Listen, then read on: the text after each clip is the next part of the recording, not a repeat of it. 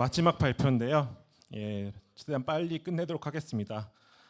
저는 이제 농장이 아닌 실험실에서 만드는 고기라는 주제로 발표를 진행할 예정이고요. 앞에서 너무 좋은 얘기들 많이 하시고 반복되는 내용들이 많아서 이거 보이시나요? 제가 무엇을 나타내려고 했을까요? 앞에 다 보셨으면 다 유추가 가능하실 것 같은데요. 지금 어쨌든 현재 미래로 갈수록 기후 변화가 굉장히 문제가 되고 있고요. 앞서서 말씀드렸지만 올 여름이 가장 더운 여름이지만 앞으로 다가올 여름 중에서는 가장 시원한 여름이었을 거다라고 예측하는 것들이 굉장히 많습니다. 그 이유는 어쨌든 앞에서 다 말씀드렸지만 사막화가 진행되고 있고요. 그래서 육지 면적의 90%가 사막화가 될 거고, 이로 인해서 농산물이 부족하게 되면 결국은 주요 곡물의 가격이 상승하게 될 거고요. 또 앞에서 말씀드렸다시피 이제 얼음이 녹기 시작하고 있잖아요. 많이 녹고 있고, 북극이 이제 갈 데가 없어가지고 저런 공간에 갇혀 있는 형태 많이 보셨을 거고 뉴스에서도 많이 보셨을 겁니다. 그래서 기존 식량 자원의 한계로 이제 식량 부족에 대한 우려는 굉장히 많이 이슈가 되고 있고, 식량 안보, 식량 주권이라는 단어들이 굉장히 많이 나오고 있습니다. 저희 이제 한국식품연구원에서는 그런 것들에 대비해서 다양한 정부 출연 연구원으로서 연구를 진행하고 있고요. 이렇게 되면 뭐가 문제냐면, 현재 이제 어차피 소를 기르려면 목초지가 있어야 됩니다. 근데 사막화가 되면 소를 기를 수가 없어요. 소를 기를 수가 없으면 여러분들이 좋아하는 고기를 먹을 수가 없습니다. 그래서 이런 고기를 먹기 위해서는 어떻게 해야 되는지, 그리고 고기를 얻기 위한 고기가 중요한 이유가 앞서서 말씀드렸다시피 단백질이 굉장히 중요합니다. 식품 구성 요소 중에 이 단백질이 여러분들의 성장과 면역에든 다양한 효능이 있기 때문에 이런 단백질의 식품에 대한 부족함이 분명히 발생할 거다라고 예측이 되고 있고요. 그래서 앞서 말씀드린 것 같이 이제 인구 증가, 단백질 수요의 급증으로 식량 안보 위기가 도래하고 있고요. 이래서 이제 여러 가지 자원 고갈 등의 한계로 육류 소요에 대한 대응할 수가 없고요. 왜냐하면 사람이 많이 늘어나다 보면 결국은 제한된 단백질 급원을 가지고 분배를 해야 되는데 이 분배에 문제가 생길 수밖에 없잖아요. 여러분들도 마찬가지. 반에 20명이라고 하면 빵을 20개를 주면 하나씩 먹을 수 있는데 빵을 10개를 주고 20명이 알아서 먹어라. 그럼 분명히 분쟁이 생길 수밖에 없습니다. 힘센 사람들이 먹겠죠. 마찬가지입니다. 국가적으로도 똑같은 상황이 발생할 수도 있기 때문에 저희는 이런 단백질의 공급을 어떻게 할 건지에 대한 그런 것들을 고민하고 있습니다. 그래서 단백질 수급의 난항 및 식량 안보 문제가 제시되고 있고요. 이로 인해서 아까 앞서 말씀드린 것 같이 식용곤충, 식물성 단백질, 대체육 이런 것들이 많이 나오고 있습니다. 그래서 여러분들도 아까 말씀드렸다시피 앞에 연사님들께서 설명하셨는데 과연 곤충을 먹게 될 수밖에 없는 상황이 발생할 수도 있습니다. 왜냐하면 어쨌든 우리는 단백질을 먹어야 되는데 소나 돼지, 닭을 기르지 못하면 단백질을 먹을 수 있는 것은 곤충이나 이런 것들이 있기 때문에 어쩔 수 없이 먹는 상황이 발생할 수도 있기 때문에 그런 거에 대비해서 저희가 이제 연구들을 많이 진행하고 있고요. 또 하나 나오는 것이 아까 소 얘기 나왔는데 이런 기후 위기에 대해 탄소 중립이 굉장히 중요하게 되고 있어요. 소를 기름에 인해서 탄소가 많이 소비가 되는데 이런 탄소를 어떻게 할 건지에 대한, 그래서 여러 가지 기후 변화에 대응하기는 국제적 공조라든지 필요성 인식, 탄소 중립을 설현해서 여러 대체육 개발 및 판매를 진행하고 있습니다. 여기서 먼저 보여드리겠습니다. 현재는 이제 고기를 먹기 위해서는 가장 보편적인 거죠. 저렇게 해서 고기를 얻고 있습니다. 예전에 어떻게 먹었냐 하면은 선사 시대에는 보시는 것 같이 이제 잡아서 먹었습니다. 그냥 야생에 있는 것을 사냥을 해서 먹었죠. 지금은 이제 가축을 길러서 먹는다 보면 앞으로 미래에는 이런 식량, 단백질을 얻기 위해서 세포를 얻어서 세포에서 키워서 실험실에서 고기를 기르는 이런 것들이 나오고 있고요. 많이 연구가 되고 있습니다. 이런 걸 세포 배양육이라고 하고 배양육이라고 하고 있는데 많은 언론에서 보셨을 것 같아요.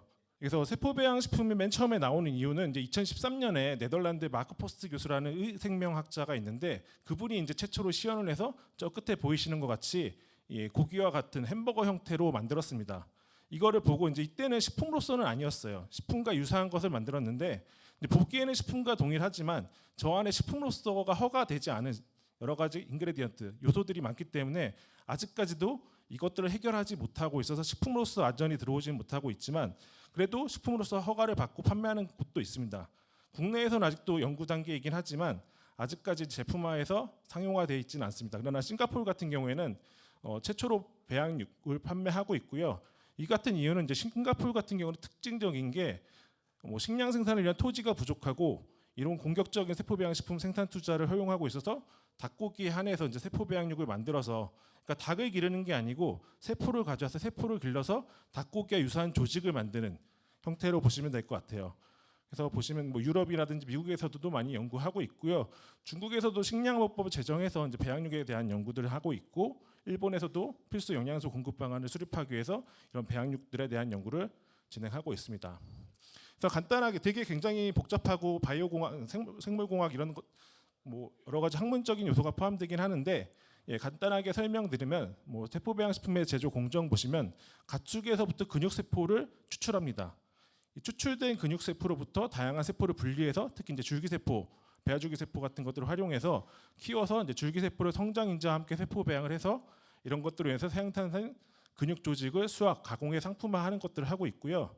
여기 보시면 이제 배양육을 만드는 건데, 지금은 이제 이런 상품화된 것을 3D 프린팅이라는 기술을 활용해서 조직과 비슷한 덩어리육, 홀밋이라고 하는데, 우리가 알고 있는 덩어리육을 만든 형태로 볼 수가 있겠고요. 이거는 지배종이라는, 보셨나요? 넷플릭스에서 하는 드라마 같은데, 여기서 이제 최초로 세포 배양 식품에 관련해 가지고 드라마까지 나온 그런 내용입니다. 그래서 한번 보시면 좋을 것 같아서, BF라는 회사가 이제 세포 배양 식품을 만드는 회사인데 그 안에서의 여러 가지 것들을 다루고 있고요. 또 하나 이제 대체 식품이라고 하면은 아까 말씀드린 것 같이 뭐 육류는 이제 전통적인 육제품이 포함이 될 거고요. 식물성 고기라는 이제 콩고기라고 하는 것들, 그리고 배양육, 식용 곤충 이런 것들을 크게 이제 대체 식품, 대체육이라고 하고 있는데, 이런 것들 보시면 이제 육류 같은 경우는 온실가스 배출이 굉장히 높습니다. 앞서 말씀드린 것 같이 이런 온실가스 배출이 높기 때문에 다른 대체육들이 이런 것들을 감소하기 위해서 만들어지고 있고요. 또한 동물복지, 여러분들도 이제 아시는 것처럼 가축을 키우는 목적은 고기를 얻기 위해 하는데, 고기를 얻기 위해서는 결국은 도축, 도살이라는 작업이 필요합니다. 이 공정이 필요한데, 결국은 우리가 알고 있는 소나 돼지나 닭을 결국은 도축을 해야지만 이제 그게 단백질 원으로 되고 있기 때문에 그런 것들에 대한 동물복지 측면에서도 문제가 되고 있고요. 또한 대량 생산 같은 경우도 지금 많이 가능한데, 이제 배양육 같은 경우는 아까 말씀드린 것 같이 아직 완전한 기술들이 좀 부족하기 때문에 대량 생산에 대한 기술적 개발이 고려되고 있고요.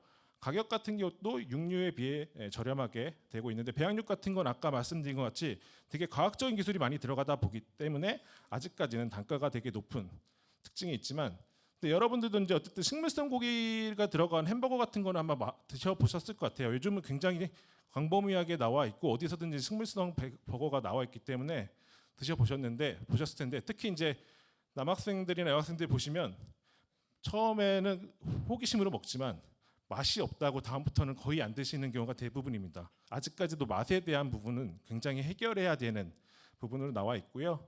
그래서 소비자 선호도를 보더라도 육류에 대한 선호도는 증가하는데, 식물성 고기나 배양육, 식용곤충은 아직까지는 이제 맛과 식감에서 부족하고 있고요. 곤충은 아까 말씀드린 것 같이 이제 혐오감이라는 것이 굉장히 있기 때문에 굉장히 이제 어려움이 있죠. 이제 마지막 슬라이드인데요.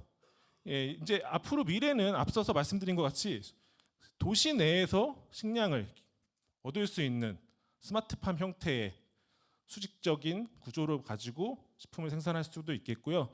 또 스마트 키친이라고 해서 이제 AI나 로봇이 식품을 만드는 경우도 있고요. 여기 것들은 이제 배양육이라고 하는 건데, 예전에 이제 고기를 사왔지만 이제 세포를 사와서 집에서 에어프라이 같은 기기에다 넣어서 세포를 배양시켜서 뻥 튀긴 다음에 가열해서 이제 먹게 되는 형태의 미래가 되지 않을까 간략하게 설명을 드리고자 했고요. 그래서 앞으로의 과학 발전에 따라서 굉장히 다양한 여러 가지 100년 후에 저희 식습관이 많이 바뀔 수 있는데, 이런 것들도 결국은 이제 어쨌든 다양한 안전성을 기반으로 하고 있기 때문에 너무 걱정하진 않으셔도 될 것 같고요. 그래서 저희가 준비한 것은 여기이고요. 다음에 이제 보여드리면, 저희가 이제 연구원에서는 NST, 여기서도 NST 협찬이 들어온 것 같은데, 저희는 NST 선행융합 연구 사업이라고 해서 탄소 중립 및 식량 주권 확보를 위한 세포 배양육 개발 선행 연구라는 과제를 진행하고 있습니다. 그래서 이런 융합 연구를 통해서 다양한 세포 배양 식품에 대한 기술을 확보하기 위해서 노력하고 있습니다. 이상으로 발표를 마치겠습니다. 감사합니다.